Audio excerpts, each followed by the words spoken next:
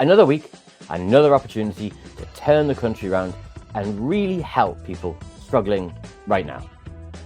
Do you think that's what the coalition chose to do? Join me and find out in Locked Out with Craig Renney.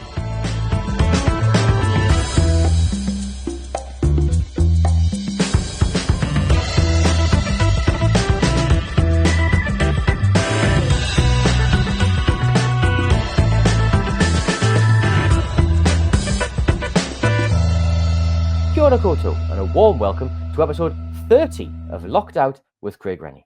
By day, I'm the economist and director of policy for the New Zealand Council of Trade Unions. But by night, this podcast looks at the numbers in New Zealand and asks the hard questions so that you can too. We hope that you're enjoying what we do on the show and what we do here at Locked Out. If you like the analysis that you hear on the show and think that others would do too, then recommend us to your friends or even your enemies. Also, give us a recommendation wherever you get your podcast. It really helps get the word out. Here at Locked Out, we're always interested in what our viewers and listeners want to know. If it's making you say, well, who will be in charge of this country after Christmas? You can be in no doubt we're asking it too. So get in touch. I'm on X, I'm on Blue Sky, and I'm on Substack. We want to hear how we can help you better know what's going on and how you can navigate the numbers being thrown around by politicians and experts alike. Now, first of all, let me address a small personal matter. I was recently nominated as the Labour Party candidate for Wellington Bays, formerly known as Rongotai, by the Labour Party. For those of you following along closely at home, it may not shock you to discover that I support the Labour Party. I've worked for the Labour Party for 5 years under both Grant Robertson and Jacinda Ardern. I support Labour Party values, solidarity, ending poverty, working for working people, their families and their communities. It's a big part of who I am.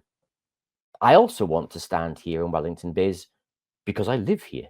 Houghton Bay. If you were to look just out that window over there, you'd see a beautiful view of Lyell Bay and the publicly owned airport. I'm bringing up my family here. I commute most days through Newtown, and I see the homelessness problem getting worse. I see the empty Kainga properties in Kilburney or over there in Strathmore. And like you, I ask myself, why in the middle of a housing crisis?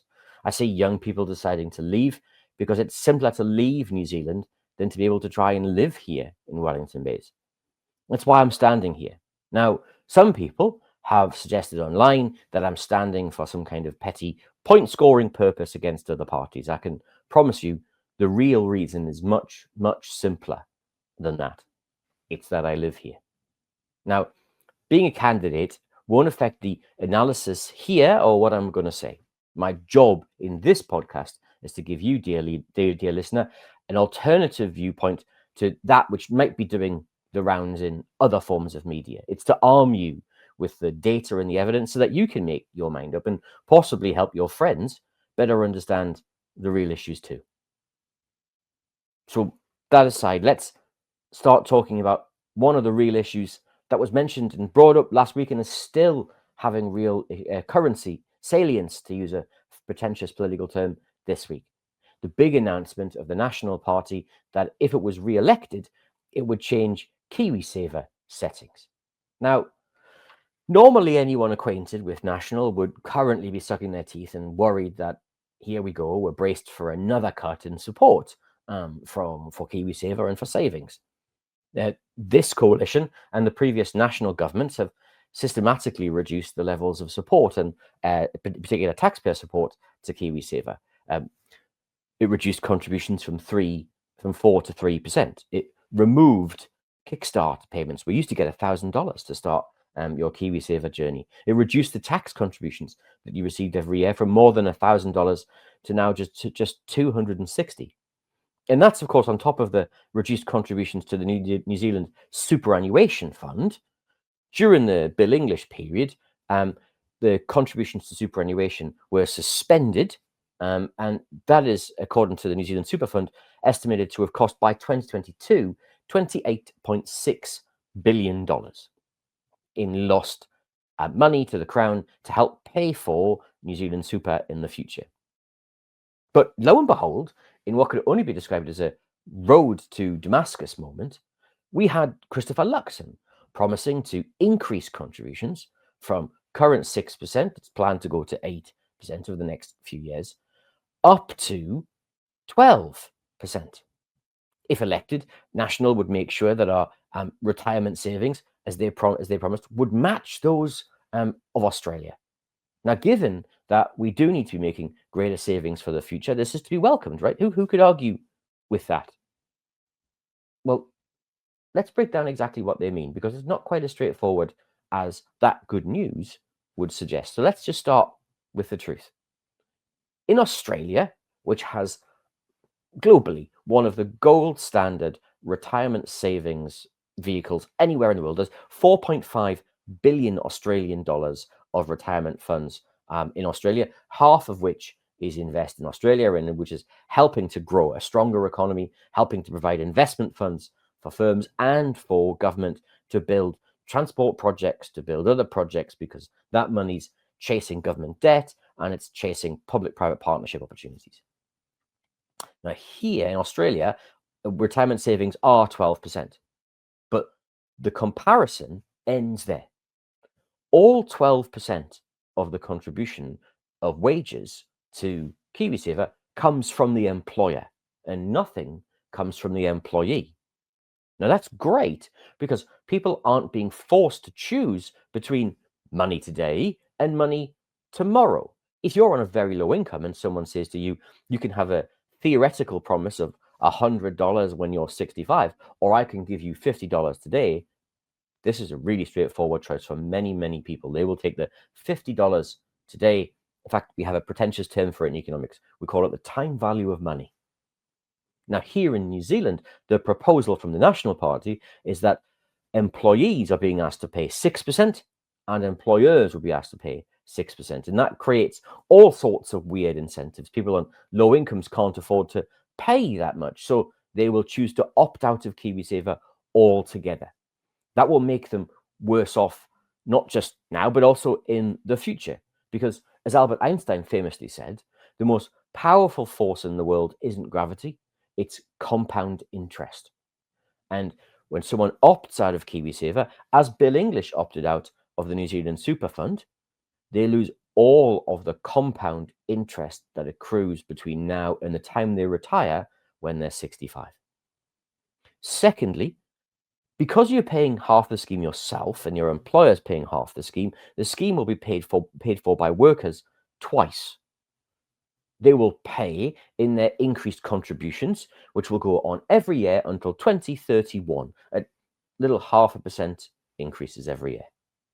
But then employers will pass on the costs of their increasing contribution every year through reduced pay rises. Now, this isn't my analysis. This is the Treasury's analysis. Budget 25 looked at the consequences of increasing contributions to 4% from currently 3%. And the Treasury calculated that 80% of that increased contribution would come not from employers, but would come from lower than expected wage increases. So if you're adding an extra 3% from 3% to 6% in terms of your contribution, 2.4% of that 3% or 80% will come from you receiving a lower pay rise than you may otherwise have received. And this is a real challenge for very low income workers. So here at Lockout, we've modeled a minimum wage worker's salary over the period till 2032. And every year we've increased the minimum wage by 2%. Now, that's a big assumption, but over the past 2 years, the government has increased the minimum wage by less than inflation. Last year, it increased it by 2%, but the year before, it increased it by 1.5%. So 2% would at least match expected CPI inflation over the next few years. It's an assumption, nothing more than that. And we've kept everything else equal. We've only shifted the changes in the contribution to Kiwisaver. Now, over that period of time to 2032, a full-time minimum wage worker will have $3,821.86 less in their pockets than if nothing had changed. Yes, they will have more in their Kiwisaver, but they will have all of that cash less in their pockets. And you can see very quickly why a minimum wage worker may choose now to opt out of Kiwisaver.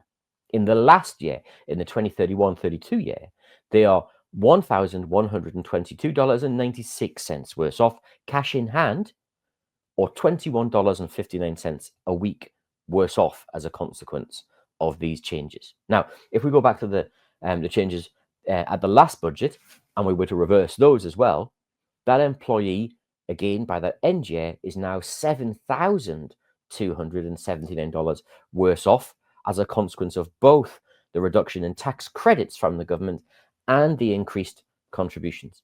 Again, very quickly, you can see why people on low incomes will be incentivized to opt out of the Kiwisaver program because it puts more money in their pockets. And in the middle of a cost of living crisis, this is a really easy decision for people to make.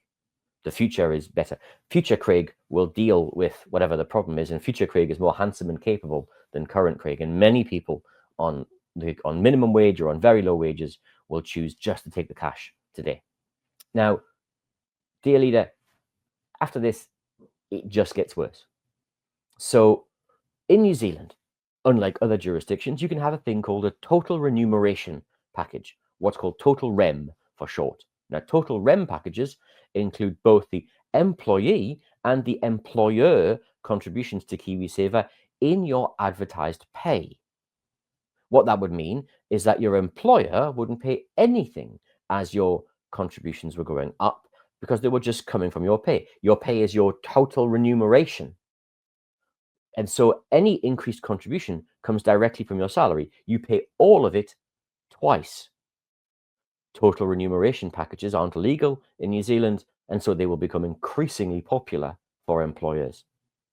The government, unfortunately, is also trying to make it easier for you to become a contractor rather than an employee by changing the law through a bill called the Employment Relations Amendment Bill, or ERAB for short. Now, previous episodes of Locked Out have covered this with my colleague Gael, the legal counsel at the CTU. And this is all based upon the fact that Uber recently lost a court case in the Supreme Court, meaning that workers who Uber misclassified as contractors were really employees. Alongside a range of benefits that they could access as employees rather than contractors, this meant they should be able to access Kiwisaver. If you're a contractor, you can't access Kiwisaver, or you don't have employer contributions to Kiwisaver. If you're an employee, you do. And that meant those Uber workers who were misclassified should have been receiving employer Kiwisaver contributions. Now, the government is legislating to make that problem essentially go away for platform companies. So what? Why do we care? We care because that will put those platform companies at an even bigger advantage in comparison to regular employees. Because if Kiwisaver contributions are now in total 12%, that's now a 12% difference between a contractor and an employee. You can charge the same, but you can pay the employee 12%, or the worker 12% less, and just have 12% more profit. These contractors get neither the 6% employer contribution, nor they required or have automatically deducted from their salary the 6% employee contribution. And again, just like for very low income workers, everyone loses. We have less money in the country to invest. The government makes less in tax. The employees have less money in the form of their Kiwisaver accounts. They have less financial security in their old age. The only people who are better off are those companies turning employees into contractors for their own benefit.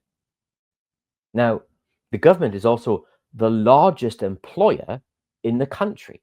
Now, many people think the Crown only directly employs about 60 to 80,000 people. And it does employ those people directly. Those are core public servants. But indirectly, through Health New Zealand, to the Education Service, it employs every teacher, every nurse, every doctor, the police force, the defence force, every firefighter. It also includes local government. It also includes a range of other Crown agencies. The Environment Agency, for example, who operate on our behalf. They're all not direct government employees, but they are government workers. And it is the largest employer in the country, spending, according to the financial statements of government 24-25, $36.8 billion in wages and salaries. This means every year the government will need to find an extra $90 million in wages just to pay the extra Kiwisaver bill. Fine. But if budgets don't increase, then this is money that has to come out of existing accounts. This means that health and education services, unless they had their budgets topped up specifically for Kiwisaver, would need to cut their budgets in real terms just to pay the Kiwisaver contributions that are being demanded by the self-same government who's ordered that of those departments. This is, of course, after years of real terms cuts already to these services, particularly in health. And that's before we get to demographic and population and other challenges that are making this worse. Child poverty challenges, child poverty numbers are getting worse, making the cost of delivering services are worse.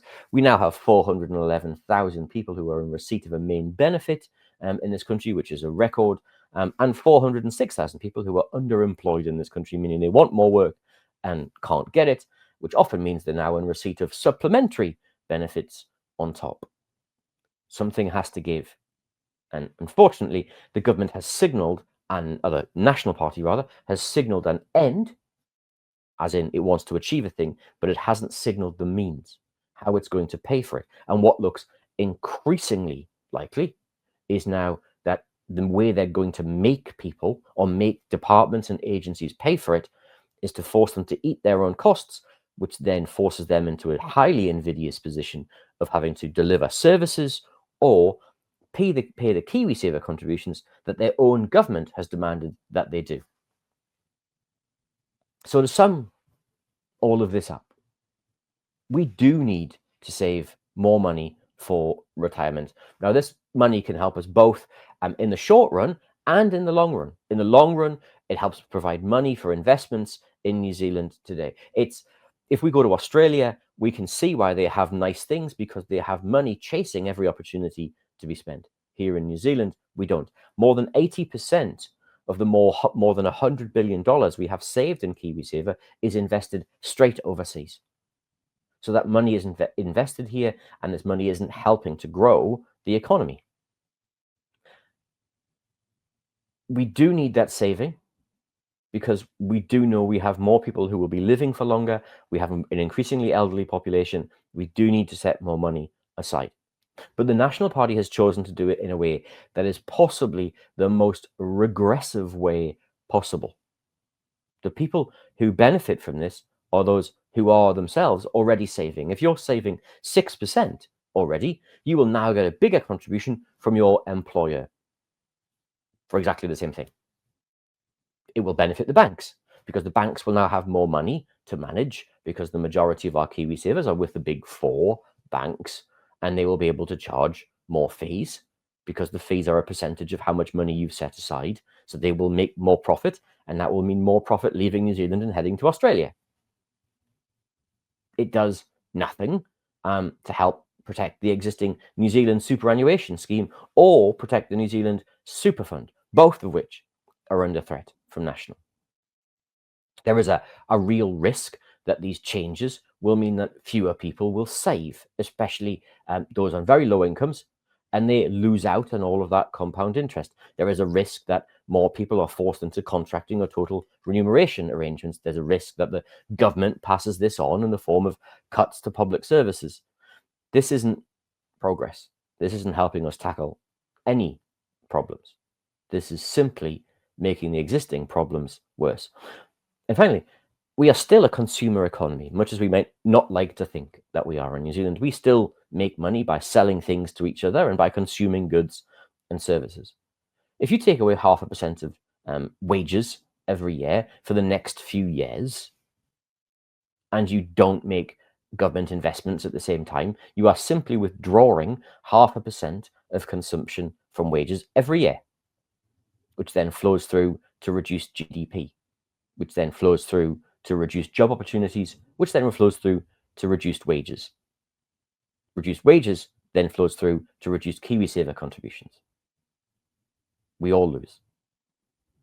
Again, this package, which was put forward at very short notice, this is an election promise being made by an incoming government in November.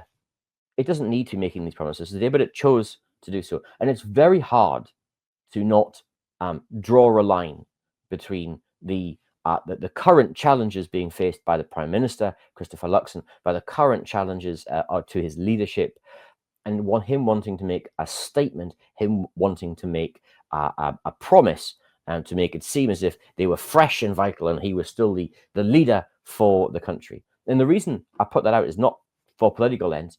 It's because all of the detail, all of the analysis that would normally come with this sort of announcement wasn't there. All of the stuff that would give you confidence that this wasn't just a rushed announcement, a rushed statement, wasn't there. We had no analysis, for example, on the likely consequences to the economy. We had no analysis on the likely costs to the Crown as a direct employer. We had no analysis of what this would mean in terms of reduced consumption, how this would be paid for those on very low incomes. We had no analysis of what this would likely mean in terms of employee contribution taxes, how much money the Crown would make back on the other side. We had zero analysis overall of whether or not Kiwisaver firms were happy to have individuals who may have very tiny amounts of money in their Kiwisaver. We had no analysis of what the government would do to help support people on very low incomes to stay in Kiwisaver.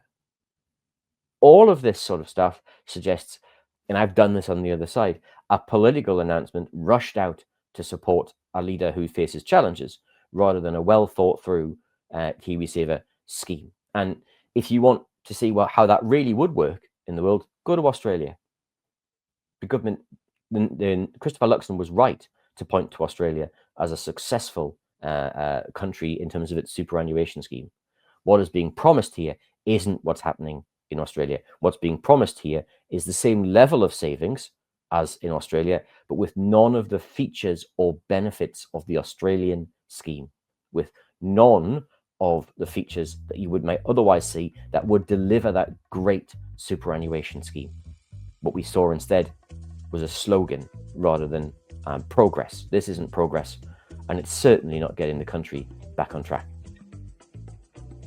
So thank you so much for joining us here on the Locked Out podcast. We hope that you found it in parts maddening and in parts enlightening. And increasingly, as we head towards October, November this year, or earlier, increasingly maddening. If you've enjoyed the show, please give us a review or a recommendation on YouTube, Spotify, or wherever you download. Locked Out looks forward to talking more with you next week. If you do work, don't work too hard. Goodbye.